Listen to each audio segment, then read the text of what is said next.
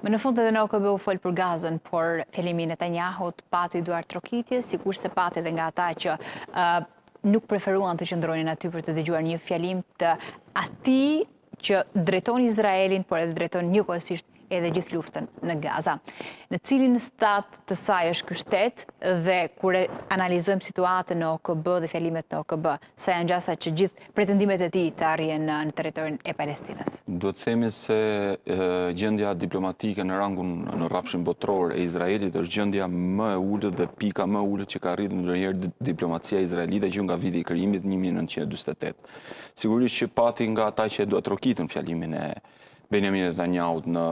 Asamblenë e Përgjithshme të Kombeve të Bashkuara, por kryesisht ishte delegacioni izraelit që duhet trokiste, kishte disa delegacione, siç ishte i delegacioni shqiptar,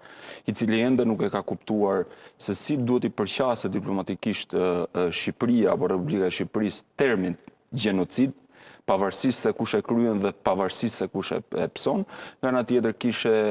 domethënë delegat Emirateve të Bashkuara Arabe që ishin në sallë, që ndejtën nuk u larguan në mënyrë demonstrative si 90% apo 95% e shteteve tjera me një farë integriteti moral dhe diplomatik përtej se çka mund të kuptojmë me termin politik, por duhet thënë që fjalimi Benjamin Netanyahut ishte vërtet një fjalim i tmerrshëm për aq kohë sa ende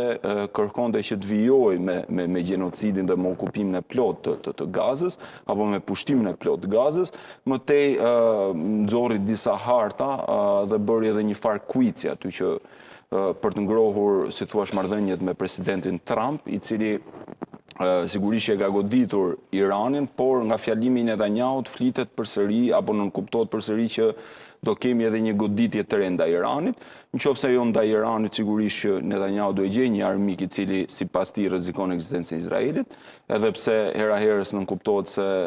armiku rradhës që do goditet mund të jetë edhe Republika e Turqisë, gjë që do sjellë një katastrofë të madhe qoftë militare por edhe humanitare në lindjen e mesme, për aq kohë sa Turqia është antar me drejtat plota në NATO, sigurisht që do tentoj të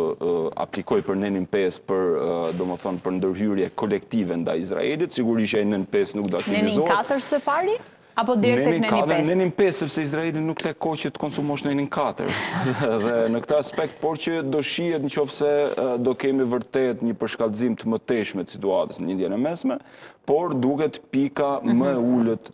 ndërkombëtarisht për imazhin e Izraelit në glob.